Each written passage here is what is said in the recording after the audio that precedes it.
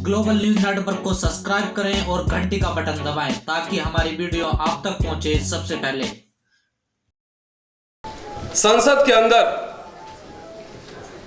न्याय के पक्ष में और संविधान के पक्ष में अपना वोट दिया, अपनी सहमति दी, उनका भी आभार है, इस मंच से उनका भी शुक्रिया है। साथियों, अभी लालू जी ने अभी कल ही ट्वीट किया है कि चोर दरवाजे से मनुवादियों ने आरक्षण खत्म कर दिया गया है। इसका मतलब यह है कि शेर अभी घायल है, घबराने की जरूरत नहीं है। और इसलिए लालू जी का शुक्रिया है इस मंच से। और शायद जो अभी संसद है उसमें दो लोगों की कमी हमें महसूस हो रही है लगातार, लालू जी और शरद जी। अगर शायद ये दो शख्स अगर संसद के अंदर होते तो जो ये लीला चल रहा है, मनु लीला और जनेऊ लीला, अब पूंजी लीला, इन पे अंकुश जरूर लगा दिया हो गया होता। लेकिन उस परंपरा की कड़ी को तेजस्वी जी ने और मनोज जी ने आगे संभाला है, बढ़ाया, और मुझे उम्मीद है कि वो आगे इसको बढ़ाएंगे। साथियों, आज मैं शुक्रिया के मूड में हूं ज्यादा, और शुक्रिया देते देते अपनी बात कह जाऊंगा कि मेज थपथपाऊ सांसदों का भी शुक्रिया। मेज थपथपाऊ सांसदों और मंत्रियों, विशेष रूप से दलित, अनुसूचित जाति और जनजाति सांसद और मंत्रियों, रामविलास जी, अठावले जी और महामहिम राष्ट्रपति जी का भी शुक्रिया। अब थोड़ा आप अचंभित होंगे कि उस जनेऊ बिल पे पेश करने वाले सांसद गहलोत साहब, दलित, प्रधानमंत्री कथित पिछड़ा, मेज सबसे जोर से मेज थपथपाने वाले रामविलास जी सुने बीमार थे और संसद में आ नहीं रहे थे। उस दिन पता नहीं कौन सा ऑक्सीजन लेकर आ गए थे, बोले थे 9वीं अनुसूची में डालो। अठावले साहब मंत्री जी, सब लोग का जो मेज थपथपा रहे थे, इसलिए कि इन्होंने ही बाबा साहब को सही साबित किया है। और मैं इसलिए ये बात कह रहा हूं कि जब पूना पैक्ट हुआ था तो बाबा साहब रोए थे और बोले थे कि ये मेरे जिंदगी की सबसे बड़ी हार है कि इस पूना पैक्ट के बाद जितने हमारे दलित समाज के नेता होंगे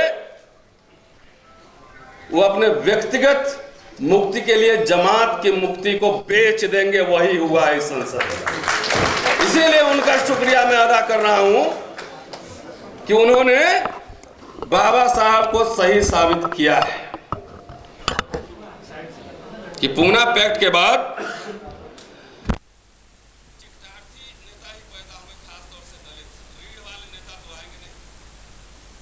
संसद में आ जाते हैं तो 40 साल पहले बोले थे कि भाई मैं उस घर में दिया जलाने चला हूं जिस घर में सदियों से अंधेरा था, और पता नहीं दिया जलाते जलाते अपने घर में ही थर्मल पावर हाउस लगा दिए। और वही बोल रहे हैं कि अंबेडकर साहब ने उनके पावर हाउस की, अंबेडकर साहब ने क्या किया, आरक्षण तो हमारे पप्पा लाए थे। और वही कह रहे हैं कि आर्थिक आधार पे आरक्षण होना चाहिए। तो आर्थिक आधार पे होना चाहिए था तो सबसे पहले आप ही को जो है रिजर्व सीट से चुनाव नहीं लड़ना चाहिए थे, हाजीपुर, रोसड़ा, और आप जो है जमुई छोड़ दीजिए। हम वहां पे किसी गरीब दलित को और रीढ़ वाले दलित को लड़ाएंगे? सीधी सी बात है। तो नहीं, कि ये बात समझना है कि पूरी लीला चल रही है, और लीला कुछ इस तरह से, बहुत सिंपल शब्दों में आपको रोस्टर भी हम बता देंगे और जो 10% जो आरक्षण है ये भी बता देंगे कि जो 10% जो आरक्षण आया है इसके पूरे बैकग्राउंड को समझने की जरूरत है। पिछले 4-4.5 साल में चाहे रोहित बोमुला हो, चाहे ऊना हो, चाहे सहारनपुर हो, चाहे रेल ट्रेन का बिकना हो, चाहे रोस्टर हो, या 10% आरक्षण हो, जनेऊ आरक्षण, इसको मैं जनेऊ आरक्षण कहता हूं, कि ये घटना नहीं, चाहे लालू जी का के खिलाफ साजिश हो, चाहे संजय यादव पे हमले हो मोतिहारी यूनिवर्सिटी में, चाहे दलित बैकवर्ड को मारा जा रहा हो, चाहे रोस्टर, ये सब जो है अलग अलग आपको दिख सकते हैं, लेकिन ये अलग अलग नहीं है, ये घटना नहीं, संकेत है कि जो लोग सरकार में आए हैं उनकी आस्था संविधान, सामाजिक न्याय, धर्मनिरपेक्षता, ये तमाम बहुलतावादी स्वरूप इस भारत के, उसमें इनकी दिलचस्पी नहीं है। इनकी दिलचस्पी है मनुस्मृति में है। तो 4 साल से मनुस्मृति तो हमने देखा नहीं था, लेकिन ट्रेलर हमने देख लिया फिल्म का। अब ये टीजर चल रहा है, अगली बार आ गए तो आपको सही में पूरा फिल्म दिखा देंगे। अभी तो ट्रायल टेस्टिंग चल रहा है, ट्रायल टेस्टिंग चल रहा है। मोहन भागवत ने कहा था बिहार चुनाव के समय कि हम संविधान और आरक्षण की समीक्षा करेंगे। लगातार इस कॉर्नर से आ रहा है, उनके पास संविधान बना हुआ है, ऑल्टरनेटिव कॉन्स्टिट्यूशन, इसमें हमें कोई कंफ्यूजन नहीं है और ना आपको रखना चाहिए। तो पहले जैसे कहते हैं ना कि आचार्य द्रोण जंगल में थे, अंगूठा काट लिए थे, तो आपको लग रहा है कि आचार्य द्रोण जंगल में होगा तो गलत। आजकल आचार्य द्रोण मेट्रो सिटी में रहते हैं, यूनिवर्सिटीज में ज्यादा रहते हैं, 5 स्टार होटल में खाना खाते हैं, वो अंगूठा इसे नहीं मांगेंगे, प्यार से यहां से काट लेंगे। तो संविधान की समीक्षा थोड़ी ही आपको लिख के देगा कि संविधान की समीक्षा करेंगे। ये सब जो हम बता रहे हैं, मोदी सरकार में सारे डेमोक्रेटिक इंस्टीट्यूशन ध्वस्त कर दिए गए हैं। चाहे सीबीआई देख लीजिए, सीवीसी देख लीजिए, सीआईसी देख लीजिए, यूनिवर्सिटी देख लीजिए, चाहे कोई भी इंस्टीट्यूशन देख लीजिए, ये सारे ध्वस्त किए जा रहे हैं। तो ये आपको कह के नहीं करेगा, यही बोलते हैं, इसको हम बोलते हैं जनेऊ लीला है। ये जनेऊ लीला है, बोलेगा कुछ और करेगा कुछ। तो ये सारे जो घटनाएं हो रही हैं, इस संविधान की समीक्षा ही हो रही है और कुछ नहीं।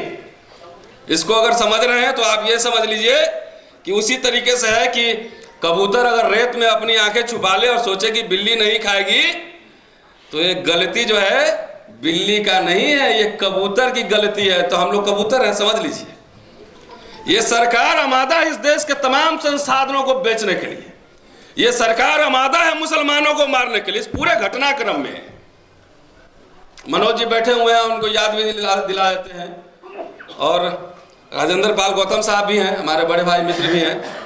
ये पूरे डिस्कोर्स में कहीं भी राजेंद्र सच्चर कमेटी और रंगनाथ मिश्रा कमेटी कहीं नहीं विमर्श में आ रहा है। क्यों नहीं आ रहा है? ये सवाल कौन पूछेगा? ये सवाल ये हमें ही पूछना है। वो कमेटी वो कोई पाकिस्तान में नहीं बनी थी कमेटी, या बांग्लादेश में नहीं बनी थी, भारत सरकार नहीं बनाई थी। और उन्होंने मुसलमानों के बारे में जो रिकमेंडेशन दिया था, क्या इस संसद में उस पर चर्चा होगी या नहीं होगी, ये तय करना है। लेकिन लीला देखिए, लीला में आपको गायब कर दिया, पूरा डिस्कोर्स ही गायब कर दिया। नंबर 2 कि जो 10% आरक्षण है आया है अभी, ये कुछ नहीं है, सीधा और सीधा संविधान पर हमला।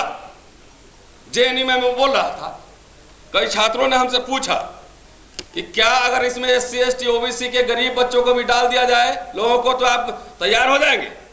हम लोग एकदम नहीं तैयार होंगे, इसके हम खिलाफ हैं।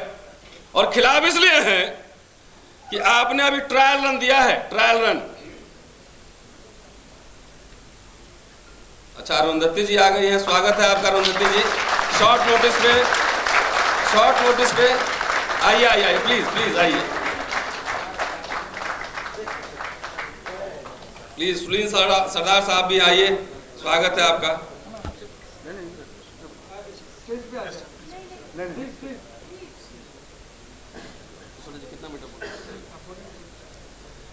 कि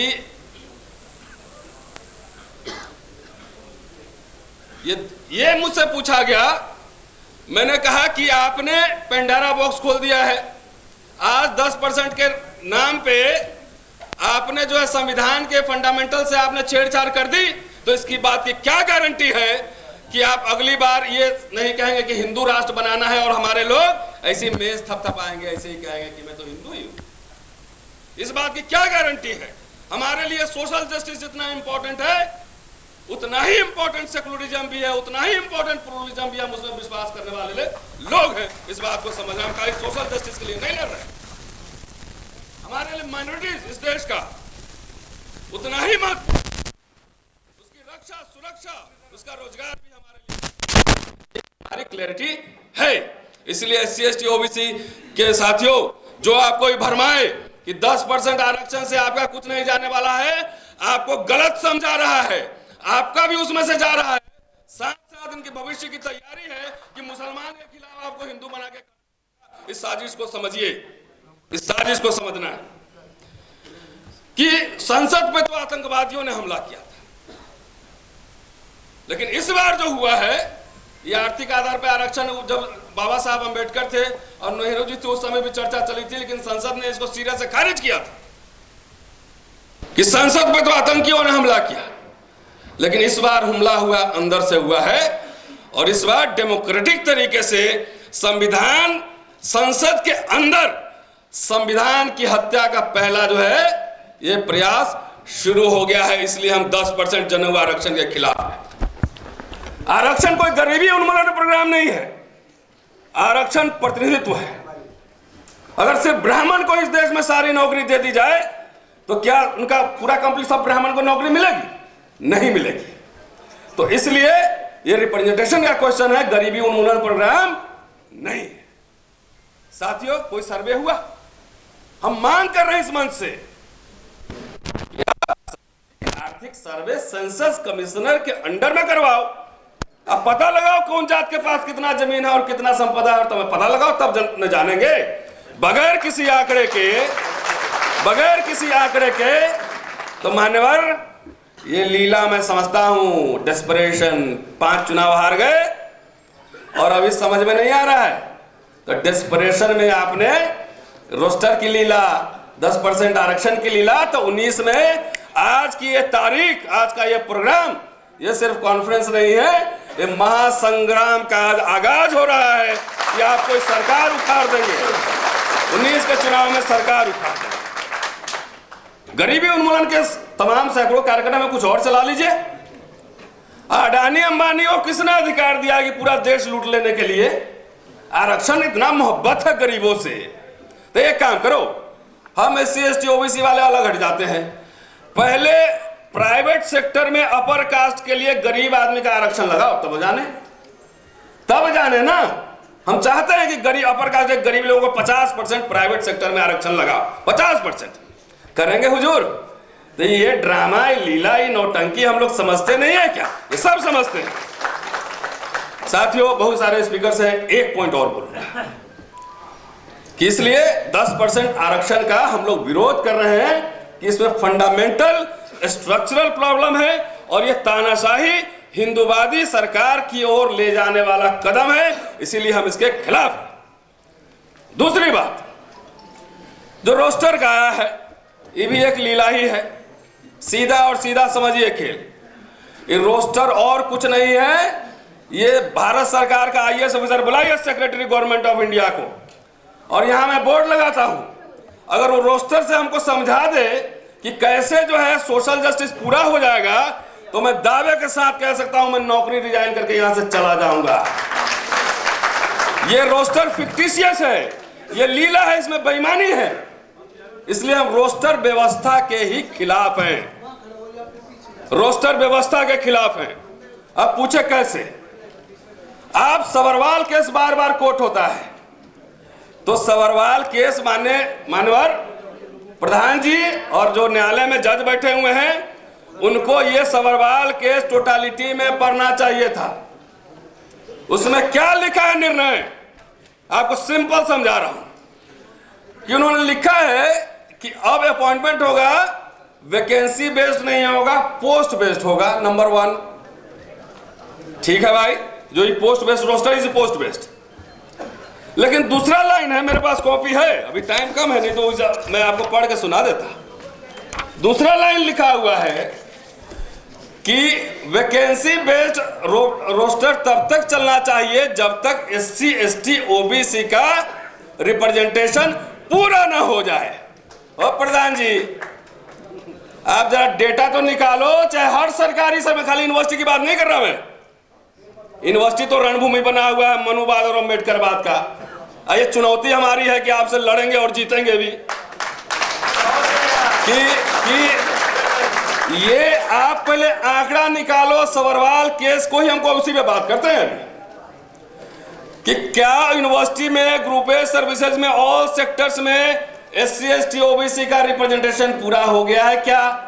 जब नहीं हुआ है तो पोस्ट बेस्ड ये लीला क्यों कर रहे हो? ये हमें मत घुमाओ रोस्टर के जाल में, रोस्टर के रार में हम ना फंसने वाले हैं। हम रोस्टर व्यवस्था के खिलाफ है। मनोज जी बैठे हुए हैं, तेजस्वी जी आएंगे, उनको ब्रीफ कीजिएगा। कुछ कागज मैंने लाया है। हम वैकेंसी बेस्ड नौकरियां चाहते हैं, वैकेंसी बेस्ड। इसका मतलब क्या हुआ कि 200 आया तो सीधा 100 इधर और 100 इधर, और उसमें अगर 10 आदमी आपके SC ST OBC जनरल में कंपीट कर गए तो जनरल में ही माना जाएंगे वैकेंसी बेस्ड रोस्टर में, वैकेंसी बेस्ड अपॉइंटमेंट में। अब इसकी लीला मैं समझा रहा हूं पोस्ट बेस्ड का।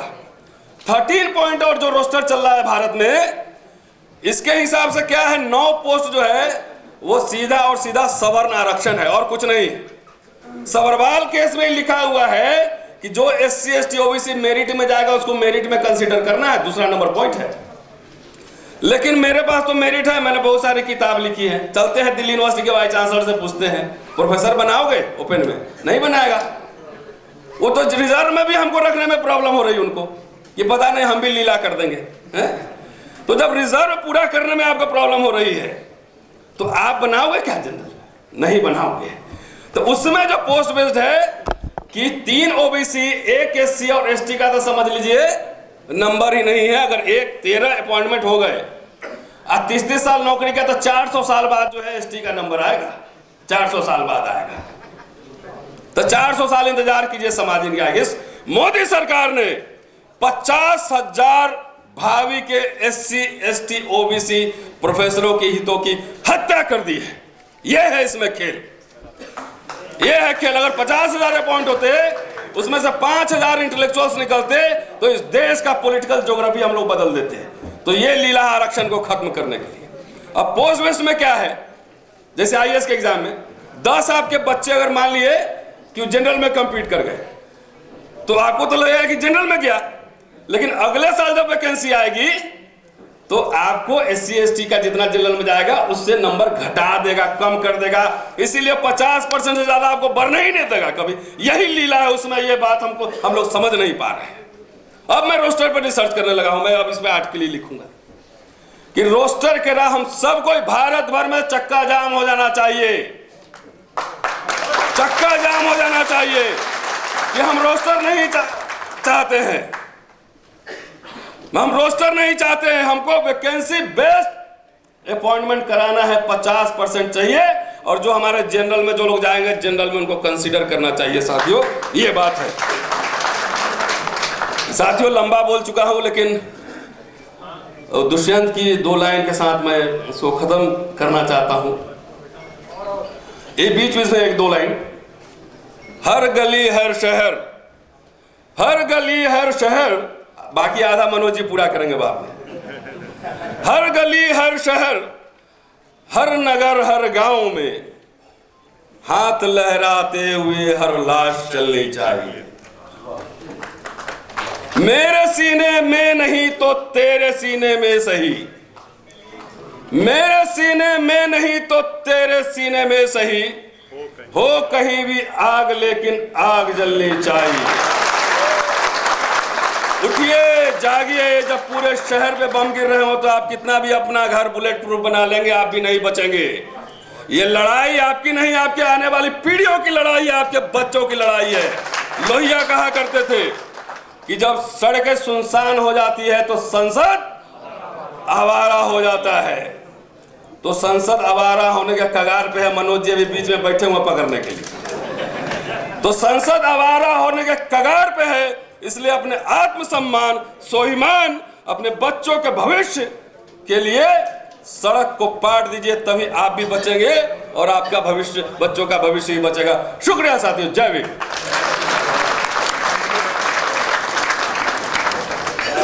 ग्लोबल न्यूज नेटवर्क को सब्सक्राइब करें और घंटी का बटन दबाएं ताकि हमारी वीडियो आप तक पहुंचे सबसे पहले।